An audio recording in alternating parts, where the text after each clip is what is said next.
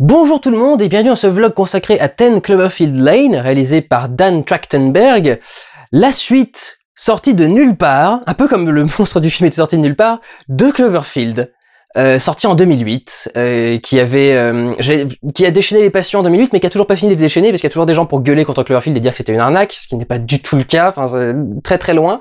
Mais du coup, voilà, c'est une suite qui est sortie vraiment d'absolument nulle part, parce que le projet n'a pas été annoncé avant 2 mois avant la sortie du film. Pour m'emmerder, 2 jours après que j'ai sorti ma vidéo sur les attentes de 2016, si j'avais su que le film allait sortir, évidemment que je l'aurais mis dedans tout de suite. Le résumé de l'histoire, de ce que je peux en dire, parce que vous allez voir que je vais pas pouvoir en dire grand chose de 10 Cloverfield Lane, c'est une jeune femme qui se réveille dans un bunker, elle pense qu'elle a été kidnappée par l'homme qui la réveille, mais celui-ci lui annonce qu'en fait non, c'est pas du tout ça, c'est qu'elle a eu un accident de voiture, et que depuis son accident de voiture, eh bien à l'extérieur, le monde est parti en couille, est parti en sucette complet, et donc elle ne peut plus sortir, il faut qu'elle reste enfermée à l'intérieur, parce que si elle sort, et ben dehors, il y a des retombées radioactives, et des trucs dans ce genre-là, et des trucs qui pètent, et il sait lui-même pas trop exactement ce qu'il y a dehors. Il donne plein d'explications possibles qui sont assez intéressantes, mais il va jamais vraiment nous parler de l'élément Cloverfield, dirons-nous. Je parle d'élément Cloverfield parce que c'est plutôt une suite spirituelle. Première chose, si vous voulez le voir, alors mon avis général, oui, c'est vachement bien, faut aller le voir, c'est vachement surprenant en fait d'être parti sur une histoire comme ça avec ce sujet-là, et c'est très intéressant d'avoir greffé ça autour. Par contre, c'est pas vraiment un film de monstre. C'est un huis clos. Principalement un huis clos. Pas que ça, mais c'est principalement un huis clos. Il se passe d'autres choses à l'intérieur, il y a plein d'autres histoires à révéler, mais c'est ça le truc. Donc, ne vous attendez pas, comme Cloverfield, d'avoir un truc qui pète dans tous les sens. C'est pas vraiment le but. Je vais commencer tout de suite par la différence avec Cloverfield. C'est une suite de Cloverfield dans l'esprit spirituel parce que ça a un seul point de vue et ça suit un personnage malchanceux. C'est l'idée du Cloverfield, c'est le champ de trèfle. Cloverfield, ça veut dire ça, c'est un champ de trèfle et c'est les personnages qui ont pas de chance en fait. Des personnages qui ont vraiment pas de bol et donc c'est eux qu'on suit. Et donc il y a ça dans l'esprit, c'est-à-dire qu'on a un seul point de vue. Dans Cloverfield, c'était cette petite caméra, le premier Cloverfield, cette petite caméra qui était notre seul point de vue, qui filmait dans tous les sens, qui se déplaçait partout dans New York, qui allait dans plein de lieux, etc. Et là, du coup, c'est une proposition inverse, toujours un seul point de vue, celui de Michelle, le personnage principal du film, la jeune femme, mais cette fois-ci, dans un seul lieu, et dont elle ne bouge pas. Un huis clos, enfermé dans un bunker, et pas du tout en train de se promener un peu partout à l'extérieur, et à faire les cons sur des immeubles qui sont sautés les uns sur les autres, etc.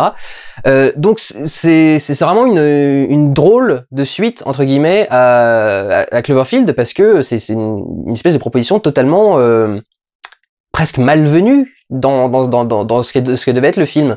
Donc c'est assez surprenant, mais on voit que c'est de la suite psychologique, ne serait-ce que parce que le film a été annoncé 2 mois avant sa sortie. C'est quand même très surprenant. Je connais pas beaucoup de studios qui se proposent de faire vous savez quoi, on va faire un film, on va en parler à personne. c'est très bizarre, très surprenant, surtout quand c'est une production de J.J. Abrams qui a fait de la promo en écartant les cuisses sur Star Wars 7, enfin, c'est quelque chose qui n'était pas du tout habituel pour J.J. Abrams de parler autant de ses films. Je pensais à un moment qu'il parlait pour ne rien dire sur le film, mais en fait non, c'est parce que le film avait rien à dire, donc il pouvait pas en parler en disant quelque chose. Ouh, le petit troll. Bon, peu importe. Là du coup, on parle de 10 Cloverfield Lane, qui est un film très différent, et dont je ne pourrais donc pas vous révéler grand chose, parce que toute la question c'est de savoir si c'est vrai ou non. Rien que le titre peut être quelque chose qui est venu pour vous perdre. C'est un film qui sera très différent de Cloverfield original, et je vous en dirai pas grand chose parce que tout le but est de travailler le point de vue, les révélations sur le scénario, et comment est-ce que ce qu'on nous dit est vrai ou pas, etc., etc. Donc tout ça repose sur la question du point de vue, ce qui en fait un lien avec Cloverfield. Pour le reste, c'est un film qui va beaucoup poser la question du monstre. Qu'est-ce qu'un monstre? Quelque part, l'affiche trahit un petit peu le contenu du film, mais c'est ça toute l'idée. C'est l'idée on part du monstre, et qu'est-ce que c'est qu'un monstre? À ce propos, j'avais un petit truc à reprocher à la VF.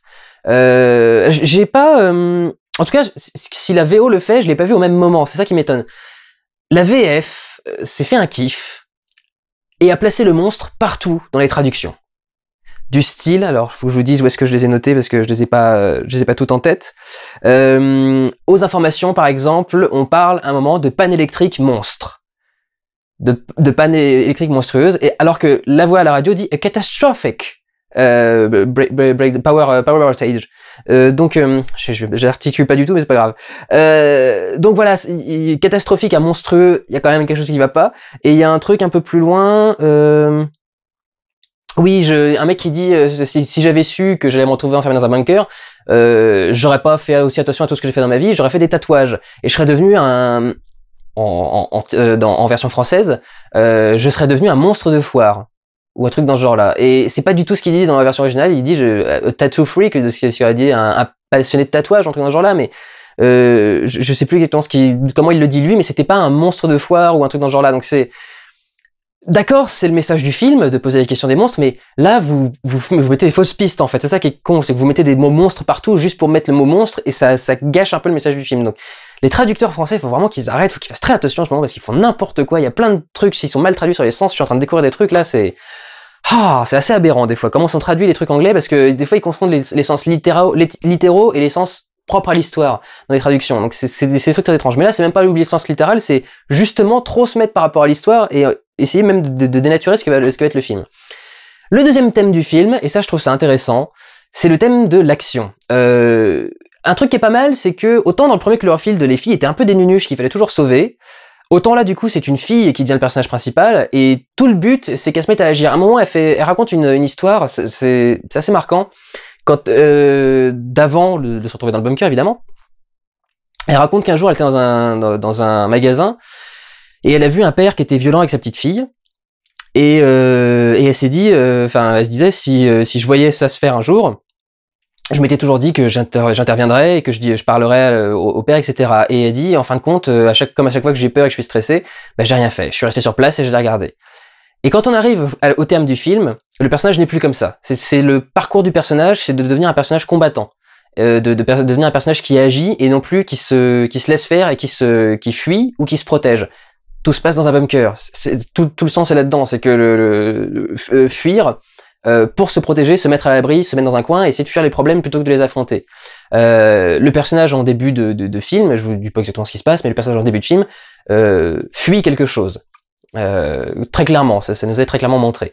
Alors je peux pas trop parler de mise en scène parce qu'apparemment d'histoire de mise en scène, de choix de cadre ou de tout ce genre là ou de focale, c'est du huis clos, ça se tourne dans un tout petit espace, donc ils ont fait ce qu'ils pouvaient pour filmer ce qu'ils voulaient. En plus c'est du cinémascope, donc ça a besoin de beaucoup ça permet de filmer un peu plus en largeur, donc ils ont pu quand même faire les choses à peu près facilement. Il n'y a pas de plan spécifique ou de façon de filmer très spéciale. En revanche, ce que je peux dire, c'est au niveau du montage et du film en général, la tension est très très bien gérée. Ça va être le principal ressort du film, ça va être le montage, et en particulier le montage avec le son, pour créer de la tension. Créer du flip, créer un passage où on est vraiment angoissé. Il y a vraiment beaucoup de passages où ça va vous faire marrer, mais on serre les fesses. À 2 ou 3 moments, il y a des scènes de tension qui se sont terminées, et j'ai entendu le voisin qui était derrière, qui faisait qui était avec sa copine, et qui avait l'air d'être vraiment à fond dans le truc, ou alors c'est peut-être sa copine qui lui maintenait le bras ou un truc dans ce genre là, et du coup quand elle lâche, il fait ouf, mais peu importe, c'est vraiment, la tension est très très bien gérée, on est vraiment à fond avec les personnages, et on a vraiment très très peur pour eux, alors que finalement ils sont enfermés dans un bunker, ils devraient être en sécurité. Et ça marche très très bien. Le montage rend beaucoup ça avec le choix des plans, on va beaucoup travailler sur le point de vue avec le montage. Et puis ce qui va être très utilisé aussi, c'est le montage son, ou en tout cas le mixage son. Parce que le son du film est très intéressant, il y a beaucoup évidemment de sons très graves, très sourds. On est sous terre alors qu'il y a probablement des monstres de Cloverfield qui sont en train de marcher au-dessus. Donc évidemment, ça tremble un peu et ça fait du bruit. Et c'est très très bien foutu. Et notamment au niveau des scènes très sonores. Je parle de ce cas des accidents par exemple. Elle a eu un accident de voiture, c'est pour ça qu'elle se retrouve dans un bunker. Quand il y a comme ça des bruits très sourds, des trucs très violents presque, ou des scènes d'action, le film va beaucoup travailler à couper très brusquement le son. Ce qui maintient une certaine angoisse, le cut très net et angoissant, c'est parce que ça stresse le corps humain. Donc c'est aussi une bonne idée, et c'est très bien travaillé, notamment au début et à la fin du film. Et ça marche plutôt bien. Alors en fin de film, ça a fait marrer toute la salle, j'ai pas compris pourquoi. Je peux pas vous en parler du tout parce que c'est vraiment pour la scène de fin, donc je peux absolument rien vous dire, mais ça a fait marrer les gens, je sais pas pourquoi. moi ça m'a pas fait rire, je trouvais que c'était au contraire une bonne idée et que ça marchait bien, que c'était quelque chose de bien trouvé. Voilà, écoutez, je vais pas vous retenir plus longtemps. Ça pourrait, parce que j'ai vu ça dans les interviews, ça pourrait être le début de ce qu'ils appellent le Cloververse, qui serait en fait de créer un univers de films interconnectés, comme ils sont en train de faire avec Star Wars, avec machin, avec Marvel, sur Cloverfield, et en fait raconter plein d'histoires, qui n'ont pas forcément de lien entre elles, mais qui se déroulent toutes autour de l'événement de Cloverfield, ou de cet événement qui est montré dans ce film-là. Ça peut être une idée vachement intéressante. Je trouve ça vachement sympa d'aller là-dedans, et surtout de montrer des histoires qui n'ont presque rien à voir avec ça au milieu de ces histoires-là. C'est-à-dire de mettre l'histoire de Cloverfield comme une espèce de menace, d'épée de Damoclès constamment présente, et en même temps, de laisser des humains se débrouiller au milieu de tout ça. En fait, si on y pense, c'était le principe de base des films de zombies, avant que ça devienne juste du gore et divertir pendant une semaine. C'est vraiment ce qu'était à la base le zombie, c'était de montrer une menace qui quelque part dénonce l'humain et montrer la réaction des humains à cette menace et en quoi du coup les humains sont quelque chose aussi enfin, ce sont en fait le vrai sujet du film et non pas les zombies. Là c'est un peu la même chose, les humains sont le vrai sujet du film et non pas Cloverfield. Voilà. Écoutez, voilà, j'avais dit que j'arrêtais maintenant, donc je vais arrêter maintenant. Je vous encourage à aller le voir, moi c'était une bonne surprise. Prenez soin de vous, allez voir des films. Ciao!